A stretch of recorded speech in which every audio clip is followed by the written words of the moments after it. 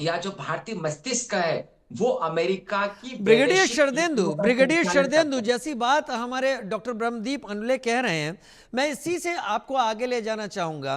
क्या ट्रंप कोशिश करेंगे कि मिडिल ईस्ट में चल रहे इस कॉन्फ्लिक्ट को खत्म किया जा सके? क्योंकि भारत यहां के जरिए ट्रंप चाइना की खिलाफत करते रहे हैं, ट्रंप चाइना के विस्तारवादी रवैये की खुलकर खिलाफत करते रहे हैं, और भारत एक प्रोजेक्ट के जरिए आगे जा रहा है जिसमें सिर्फ और सिर्फ अमेरिका के लिहाज से ईरान बीच में आता है। लेकिन वो प्रोजेक्ट भारत जो आगे ले जाने की कोशिश कर रहा है, क्या ट्रंप अब्राहम अकॉर्ड को जमीन पर उतारने की कोशिश करेंगे, जो जमीन पर आते आते डीरेल कर दिया गया 7 अक्टूबर 2023 के हमास के हमले के बाद? ब्रिगेडियर शरदेंदु।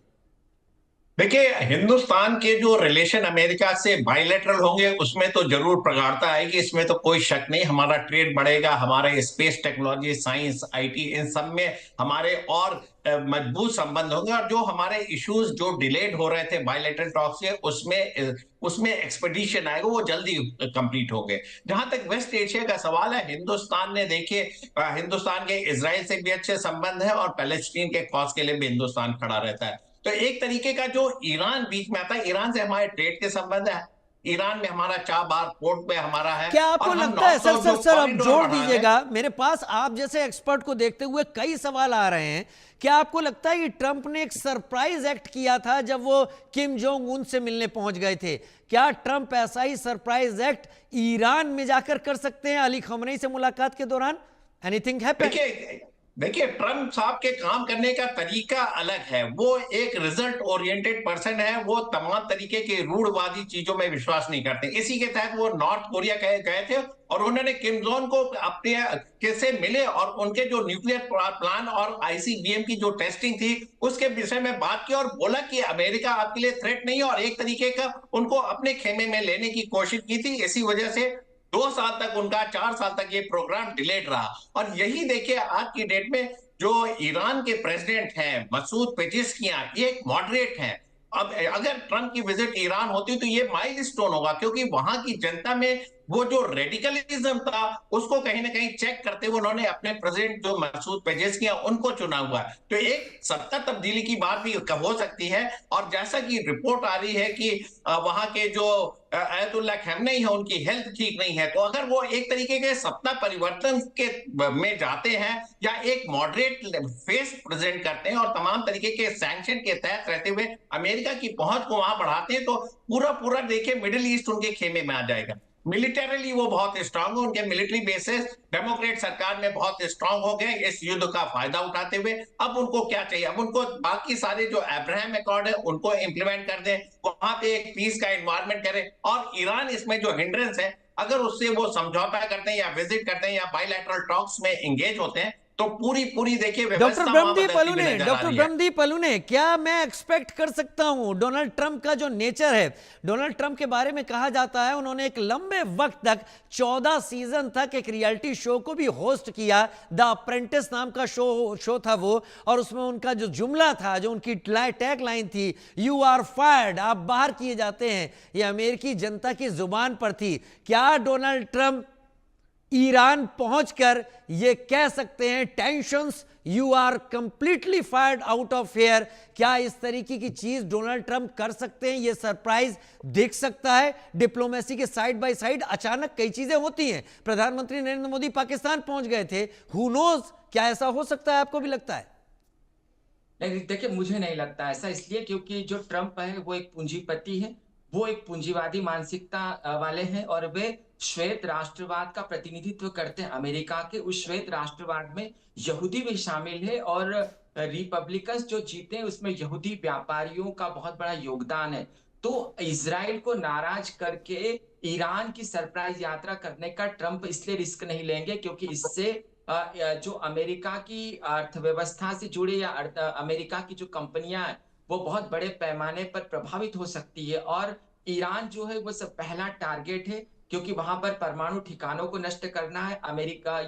अमेरिका बेहतर तरीके से जानता है कि एक उदारवादी नेता ईरान की सत्ता में जरूर है, लेकिन अंततः वो देश धर्मगुरु से चलता है। हाँ, इस समय जो एक सबसे महत्वपूर्ण काम हो सकता है कि वहां पर खामनेई को कैसे हटाया जाए, कैसे सत्ता से बेदखल किया जाए, क्योंकि वहां के युवा, ईरान के युवा ये चाहते हैं। तो डॉक्टर अमेरिका, ब्रह्मदीप, क्या क्या बांग्लादेश। नहीं, डॉक्टर ब्रह्मदीप, मैं आपसे समझना चाहूंगा, क्या किम जोंग उन और अली खमनेई में कोई अंतर आप देखते हैं? अगर किम जोंग उन से मुलाकात की जा सकती है तो अली खमनेई या पेशेकिया से मुलाकात करने में एतराज ही क्या है? इजराइल तो वैसे भी साथ है ही।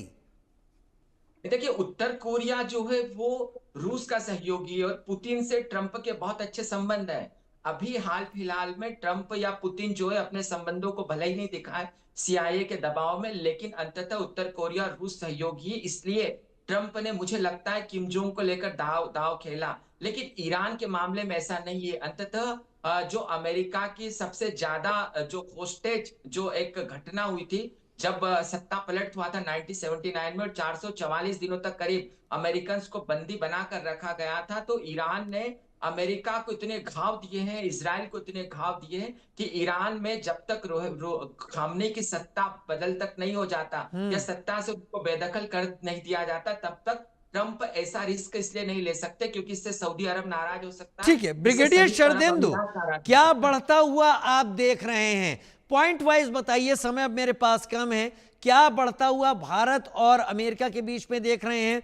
क्या पिछले दिनों में डिफेंस सेक्टर में जो भारत और रूस के बीच में नजदीकियां आई हैं उसको उसको खत्म करने के लिए क्या कोई बड़ी डील ट्रंप लेकर भारत की तरफ बढ़ेंगे आगे डिफेंस सेक्टर में, या फिर आपको लगता है ये न्यू टेक्नोलॉजी के एरियाज में ये डील होंगी भारत के साथ? देखिए, हिंदुस्तान और अमेरिका दो सबसे बड़े डेमोक्रेसी है और इनमें रिश्तों में प्रगाढ़ता आना 100% श्योर है। और जहां तक डिफेंस सेक्टर की बात है, इसकी शुरुआत बहुत पहले से 2000 से हो रखी है। हम तमाम तरीके के डिफेंस इक्विपमेंट उनसे लिए हुए हैं, जिसकी शुरुआत एनटीपीक्यू 37-36 से हुई थी, जो गन लोकेटिंग रडार थे। और आज इस दिशा में तमाम तरीके के काम हो रहे हैं। हमारा सबसे बड़ा कंसर्न तेजस का इंजन लेना है, जिसके डील नरेंद्र मोदी जब पिछली विजिट में गए थे यूएस तो साइन हुई थी, उसकी डिलीवरी होनी है। तमाम तरीके के जो हमारे एवियोनिक्स है वो इंपोर्ट होने हैं। हमारा तेजस का जो प्रोग्राम है उसको एक्सपेडाइट कराना है। साइंस एंड टेक्नोलॉजी का एंड ट्रांसफर और टेक्नोलॉजी में बात होनी है, स्पेस की में बात होनी है। तो हमारे रिलेशन बहुत ज्यादा अच्छे हैं और इस पे बात करके हमें ट्रांसफर और टेक्नोलॉजी और एक तरीके का एमओयू साइन करना है। इसमें जरूर हमारी तरफ से इजाफा होगा।